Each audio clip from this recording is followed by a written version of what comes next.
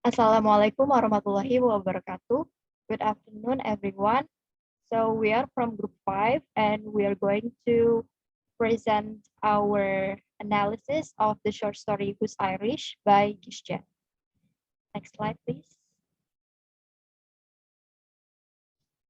All right, so these are our members. So the first one is Daffania Cahyani, and then the next one is Rahmawati Arjunaputri, me myself, and then the last one is Soraya Aisyah. Next slide, please. All right, so from this slide will be presented by my friend. That is yours. Thank you, moderator. My name is Soraya Aisyah, and here I'm going to talk about the writer of this story. So, Gish Jen was born in 1955 in Yonkers, New York, the daughter of Chinese immigrants. She was named Lillian Jen by her parents. She disliked the name Lillian, and her school friends created a new name for her, derived from the name of a famous actress of the silent screen, Lillian Gish. Jen graduated from Harvard and then, in accordance with her parents' wishes, went to Stanford Business School, MBA, 1980. Then, following her own wishes, Jen went to the University of Iowa, where in 1983 she earned an MFA in the writing program. She has published several novels and short stories, including Who's Irish. So, what a great writer for this story, because I think based on all her experience, it can influence all the masterpiece. Thank you. Next slide. It will be presented by my friend. Time is given. Okay, thank you, Soraya, for the opportunity. My name is Daffania Cahyani, and I'm going to tell you about the story. So, Who's Irish is a short story collection written on June 4, 1999 by Gish Jen. It's also the name of one of the stories in the collection. So this story tells about a story of 68 years old woman who lives in America, and she is a Chinese. Okay, the first element that we are going to discuss is about the characters. So it will be presented by my friend. Thank you. Here I am again, Soraya Aisyah, and we'll talk more about the first thing, which is talking about the characters. The characters in the story, which is Who's Irish, first is the narrator, who is Sophie's grandmother, Natalie's mother, and John's mother-in-law. So the story here, the narrator become the grandmother of this family. And the second, also we have Miss Natalie, or called as Nettie in the story, who is the narrator's daughter, Sophie's mother, John's wife, and Bess' daughter-in-law. And the third, we have Miss Sophie, who is the narrator, and Bess's granddaughter, Natalie, and John's daughter. And here is also the story focus on her habit or her anything that she has done in all of her activities. And the fourth is talking about John, who is Bess' son, Sophie's father, Natalie's husband, and the narrator's son-in-law. And the last, we have Miss Bess, who is the Sophie's grandmother, John's mother, and the Natalie's mother-in-law. So all the characters of the story that consists of five people in the Who's Irish. Next. And now we are going to move on to talk about the plot of this Who's Irish story. The 68-year-old narrator is an immigrant from China who lives in America. Her daughter, Natalie, called Nettie, has been married to an Irish named John. John has a mother named Bess, and from the marriage, they have a daughter called Sophie. From the narrator, Sophie is supposed to be smart because She considers that mixed children are smart. So because of Sophie has parents that consist of two cultures who are the mother coming from the China and the father is the Irish. So she called as the mixed child and supposed to be smart. And otherwise, Sophie is not smart based on what the narrator thinks. Sophie always does something that Chinese girls do not usually do. That is why the narrator decides to spank her without Nettie knowing because Nettie prefers using words to make her understand. And someday, Sophie plays in a park with the narrator. Sophie hides in a foxhole and doesn't come out even though her grandmother calls many times. The narrator decides to poke her with a stick. And not long after that, John and Nettie come. And John rescues Sophie and she cries with bruises on her skin and a swollen up eye. Nettie is very angry with her mother, especially when she knows that all this time his mother spanked her daughter. She lets her mother live with Bess because her husband is very angry after that incident and she is afraid of having a divorce. So because of the things that happened into Sophie's condition there, that being kept by the grandmother, but they have a different mindset between the mother that want to like remind her daughter by using words, while the grandmother tried to use the physically touch or physically approach in order to make Sophie understand that it is not good to do or this is good thing to do. Yes, I think that's all our plot. And next slide, we're going to talk about is yours. Okay, thank you, Soraya. Now, I'm Daffania Cahyani, and I'm going to tell you about the setting of this story. So, Who's Irish takes place in America. So, the setting of this story is in America. Why? Because you can see the evidences in the story. The first is in the page 405. When I come to this country, I have no money and do not speak English. So the narrator says that when I come to this country, we consider that this country refers to America because in the next page, which is in page 408, the narrator says in America, parents not supposed to spank the child.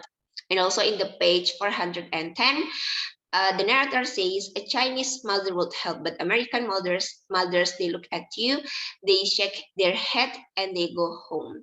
So the narrator says like this when she's in a park with Sophie, and she does something for Sophie, but American mothers for Sophie. So that's why we can conclude that the setting of this story is in America. And the last evidence is in page 411. I took care of her when we have to escape from China. So the narrator says that she and her daughter escaped from China, and I took care of her when suddenly we live in a country with cars everywhere. And she says that everywhere. As we know that in America, there are many cars.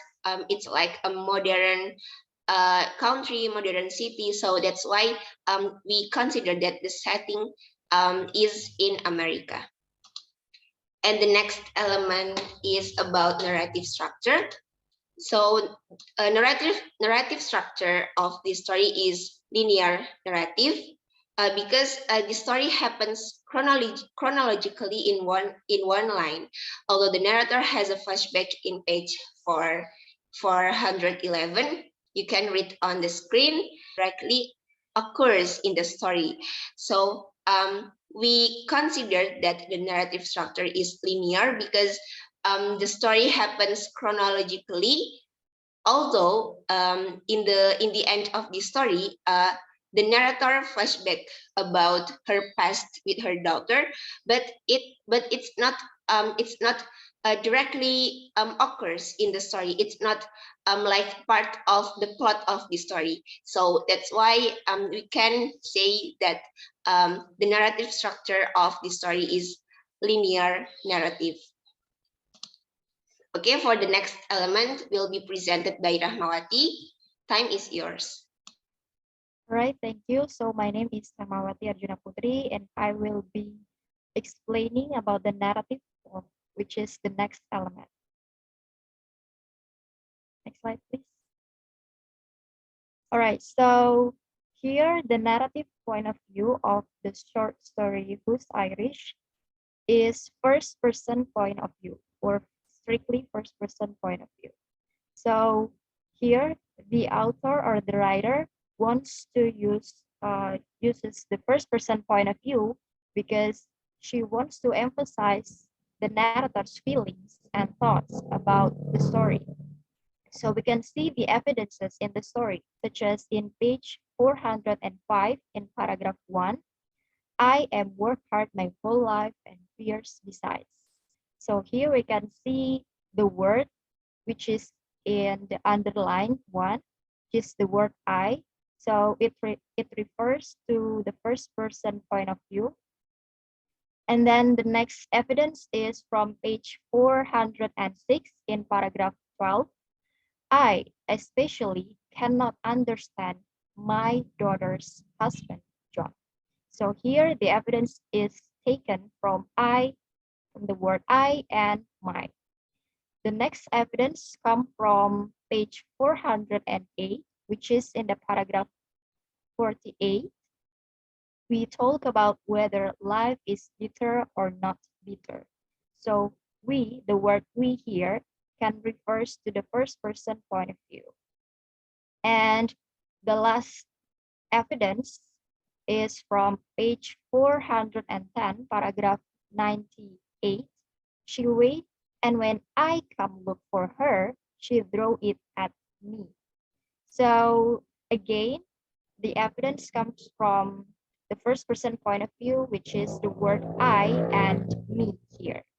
So actually we can find many evidences in the story because mostly the narrative point of view that is used in the story is first person point of view. So mostly we can find the word I, my, me, we, like that in the story. And a next slide, please. Okay, so this is the next narrative point of view that we can see in the story. So the second is second person point of view. So you can see the evidence in the story in page 411 in the paragraph 142. Blah, blah, blah. If you are not careful, your little girl gets run over. So basically, in this line or in this paragraph, the narrators wants to advise the readers, so so that the reader cannot take the problems after her. So that's why the narrator here uses the word you and your to mention the readers. So we can conclude that the narrative point of view is also the second person point of view. Next slide, please. All right, so we're moving on to the next element, or the last one is symbolism. So the symbolism that occur in the short story Who's Irish is the foxhole and the stick symbolizes the conflict between the narrator and Sophie, who in their turn symbolize the differences between the East and the West. So what is basically meant by this is the foxhole and the stick is what is the narrator's mindset. So the further differences between how the narrators try to educate the children in Chinese, so based on their cultural values, it's really different from what her daughter taught her daughter, which is Sophie. So here in the story, the narrators try to educate with the traditional ways. Meanwhile, the the daughter, which is Natalie, try to educate her daughter, which is Sophie, with the modern ways. So Natalie don't want to use physics to educate Sophie. Instead, she wants to use words, just like the Americans way. Next slide, please. Yeah, I think that's all from me, and these are the references that we use to do the PowerPoint. And I think that's all from our presentation from our group, which is group 5. Thank you very much for your kind attention. And if you have any questions, we can further discuss it on Super Chat. Thank you very much. Wassalamualaikum warahmatullahi wabarakatuh.